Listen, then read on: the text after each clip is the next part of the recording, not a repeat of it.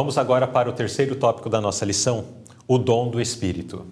Irmão Silas, perguntar, como a maioria das pessoas reagiu à mensagem de Cristo?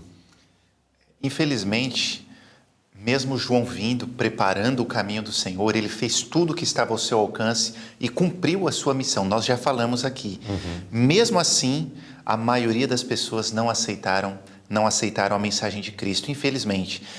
As pessoas, elas até aceitaram Jesus como um bom pregador, como uma pessoa de influência da época, como um homem bom, como um homem que fazia milagres. Elas até aceitavam isso aí, elas estavam à disposição. Mas aqui a nota fala assim, muito poucos estavam preparados para o aceitarem como salvador do pecado. Era isso que as pessoas precisavam aceitar. Como um milagre, outras pessoas poderiam fazer milagres. Como uma pessoa boa, João também era um homem bom. Mas elas precisavam aceitar Jesus como o salvador do pecado. E era aquela pessoa que eles almejavam, as profecias, Isaías falava por muito tempo. E quando chegou, eles tiveram evidências que Jesus era o salvador do pecado, que Jesus perdoava os pecados. Quando colocaram aquele homem paralítico por cima de um telhado dentro da casa de Pedro, Jesus perdoou o pecado daqueles homens. Mas mesmo com essas evidências, elas não aceitaram Jesus como Salvador. Infelizmente, a maioria das pessoas não aceitaram. Algo que é mencionado aqui na nota nos chama atenção para o que vimos lá no primeiro tópico. Lá foi mencionado de que os discípulos de João reclamaram para João dizendo, olha, todos estão indo seguir Jesus. E aqui menciona que os discípulos de João diziam que todas as pessoas estavam indo a Cristo. Mas com uma visão mais clara, João disse, ninguém aceita o seu testemunho. Então, por mais que muitas pessoas estavam saindo ali do círculo do grupo que acompanhava João Batista e migrando para o grupo que acompanhava Jesus, as pessoas estavam indo, estavam se satisfazendo até com as palavras, com as curas, com as maravilhas que eram realizadas, com o mantimento que em outras ocasiões foi provido para o sustento, daqueles que estavam ali com Jesus. Elas estavam sendo abençoadas por isso. Mas o abrir o coração para Cristo, aceitá-lo como Senhor e Salvador de suas vidas, isso não estava acontecendo, Foi o que João Batista, então, declarou, que ninguém aceita o seu testemunho. Isso aqui é interessante. Aqui no finalzinho da nota, diz assim, mas aquele que aceitou o seu testemunho, esse confirmou que Deus é verdadeiro. Então, aquelas pessoas que não o aceitaram, elas tiveram evidência de que Jesus era o Salvador. Mas aqueles que não aceitaram Jesus, eles nunca tiveram aquele sentimento daquela certeza realmente. Apenas aqueles que aceitaram pela fé. Fé é certeza daquilo que não se vê. Porque eles viam apenas um homem em Jesus. Mesmo Jesus dando muitas evidências. Agora, aqueles que aceitaram, aí eles tiveram a confirmação que ele era o Filho de Deus. Aquela confirmação. Hoje nós muitas vezes, quando estamos estudando com uma família interessada, às vezes uma pessoa da família está muito interessada. E quando nós começamos a estudar, pregamos, apresentamos ali os pontos que nós conhecemos, às vezes acontece de chegar num ponto e a pessoa se afastar um pouco. Porque ela começa a perceber que ela vai ter que fazer um compromisso um pouco maior. E aí já se torna difícil. Aí ela fala, não, até aqui tá bom. É como o irmão falou, aceitavam os milagres, a pregação era tudo muito bonito. Mas na hora de fazer um compromisso, aí eles recuavam. E isso fez com que eles não tivessem aquela confirmação na própria vida da atuação do Espírito Santo ou da atuação de Cristo, Exato. Eu quero aprofundar ainda mais dentro desse aspecto e ainda trazendo mais perto de nós, Quantos de nós muitas vezes estamos indo atrás de Cristo apenas pelos milagres, apenas pelo pão, apenas pelas palavras bonitas que são proferidas, nas pregações?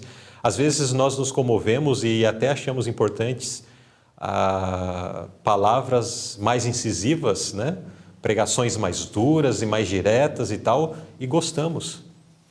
mas fica só no campo do gostar, do acompanhar, de se sentir assim, ter as emoções abaladas, mas passa-se algumas horas, passam-se alguns dias, aquilo é varrido da minha mente e novamente estou envolvido com as questões do dia a dia.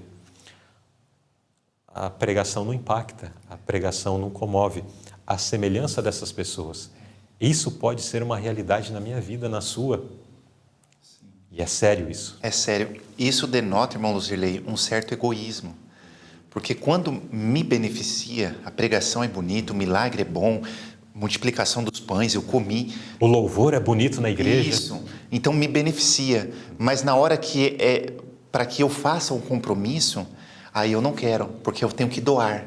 Eu só quero receber. Na hora de eu doar alguma coisa, de eu me doar a Cristo, aí eu não quero. Isso denota um egoísmo. É como um rapaz que namora uma moça, e o namoro é bom, eles namoram, saem, estão juntos, e aquilo é muito bom. Só que passam-se os anos, e se ele não quiser casar? Quer dizer que ele não quer fazer um compromisso. Será que ele ama de verdade? Ou ele só quer aquela parte boa e não quer o compromisso daquela relação? Então, com Cristo, a própria Bíblia ensina isso, né? É como um casamento. Sim. Então, eu tenho a parte boa que eu receberei de grandes bênçãos de Deus, mas tem a minha entrega que eu devo fazer. E para isso eu preciso tirar o egoísmo do coração. Exato. Muito bom. Agora, pergunta B. A quem Deus concede o dom do Espírito Santo? O dom do Espírito Santo é concedido a qualquer pessoa que quiser. Se nós entregarmos o coração a Cristo, se nós fizermos a vontade de Deus em nossas vidas pela fé em Jesus, aqui o próprio texto fala, né, em relação ao Espírito Santo, pois não lhes dá Deus o Espírito por medida. Querendo dizer que Deus não dá o Espírito Santo de forma limitada, é só uma medida. Não, Ele dá de forma ilimitada. O quanto você quiser do Espírito Santo será concedido. Só que o querer não é só falar. Então eu quero muito. Não, você precisa estar disposto a fazer a sua parte. Isso aconteceu com Eliseu. Quando Elias estava para ser trasladado, Elias falou, pede de mim o que você quiser. E ele falou, eu quero porção dobrada do seu espírito. E Elias falou, dura coisa pediste. E ele queria a porção dobrada, mas ele estava disposto a fazer o sacrifício necessário para aquilo, a viver uma vida de abnegação. E ele teve porção dobrada. Talvez se ele tivesse pedido mais, ele teria tido mais, porque Deus não limita a atuação do Espírito Santo nas nossas vidas. É nós que limitamos muitas vezes. Certo, exatamente. Tem um trechinho da nota que diz assim: não podemos entender o caráter de Deus ou aceitar a Cristo pela fé, a menos que permitamos que a obediência a Jesus controle todos os nossos pensamentos. Deus dá o Espírito sem medida a todos que agem assim. Poderíamos até chamar de um ciclo virtuoso, né? Onde nós recebemos a luz, Deus opera no nosso coração, vivemos essa luz e recebemos mais luz, Deus opera em nosso coração. Então, à medida que vamos conhecendo, isso vai sendo posto em prática na nossa vida e o Espírito Santo vai se manifestando de forma cada vez mais acentuada no nosso coração. Agora, no momento que existe um retrocesso, recebo o conhecimento, sei qual é a vontade de Deus, mas eu opto por fazer a minha própria vontade, aí existe um retrocesso nessa jornada, né? Portanto, usando linguagens diferentes, mas a pena inspirada, a palavra de Deus sempre nos convidam a que possamos viver de acordo com a luz que recebemos. Porque assim sendo, também vamos tendo cada vez mais do Espírito Santo em nós, graça, força, poder para resistir às batalhas, resistir às diversas provações que temos de enfrentar. Portanto, o Espírito Santo não tem limites. O que limita somos nós. Nós somos o fator limitante nessa equação. Pergunta C. Como as Escrituras revelam o segredo para recebermos uma medida maior do Espírito Santo? E aí, continuando dentro desta mesma linha, né?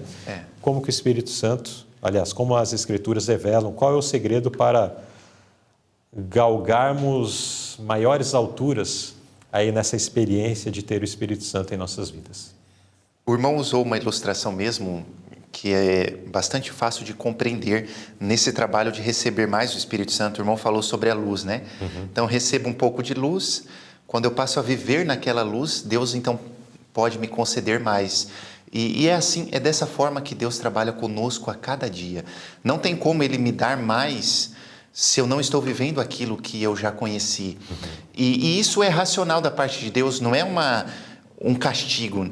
Não, como Ele não fez minha vontade, eu não vou dar mais. Não, Deus não pode nos dar mais. É como se você acorda de manhã num quarto todo fechado, escuro, e sair lá fora e olhar para o sol. O olho fecha sozinho, fecha na hora, porque você não está preparado para ver aquela luz do sol. Agora, se dentro do seu quarto você abre um pouco a janela, depois você acende a luz, o seu olhar vai acostumando, até que você consegue sair lá fora e olhar um pouco próximo à direção do sol, né? Então é dessa forma. Deus trabalha assim, porque se Ele der uma luz muito forte para nós, da qual nós não estamos preparados, eu posso me escandalizar, ou eu posso nem compreender aquela luz que Ele está me dando. Nós vemos isso na vida de Moisés.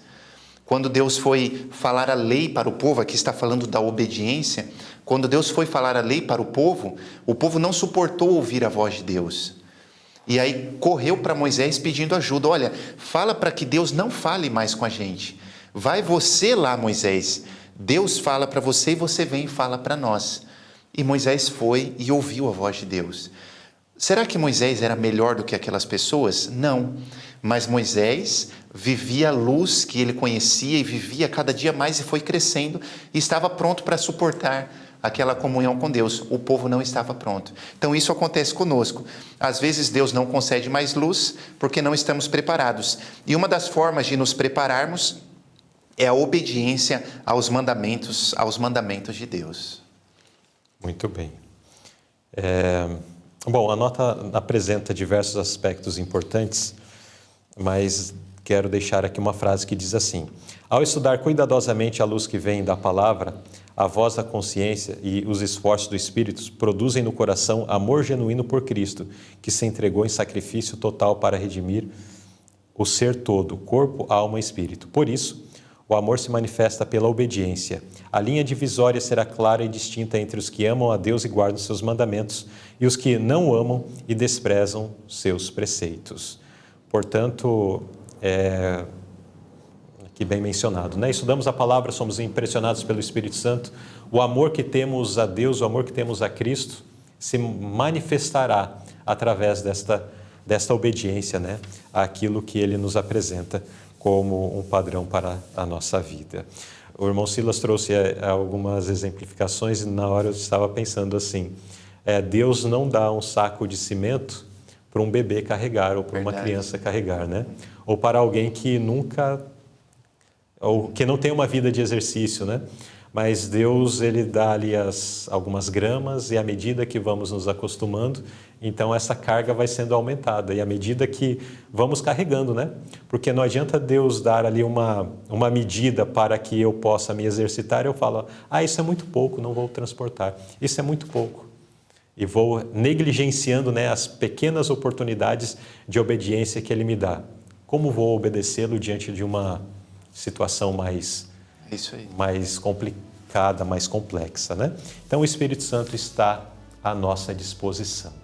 E a pergunta que fica é: está você disposto a receber, a seguir a isso que estudamos nesse tópico para ter o Espírito Santo não numa pequena medida, mas numa grande medida em nossas vidas? Vamos refletir sobre isso.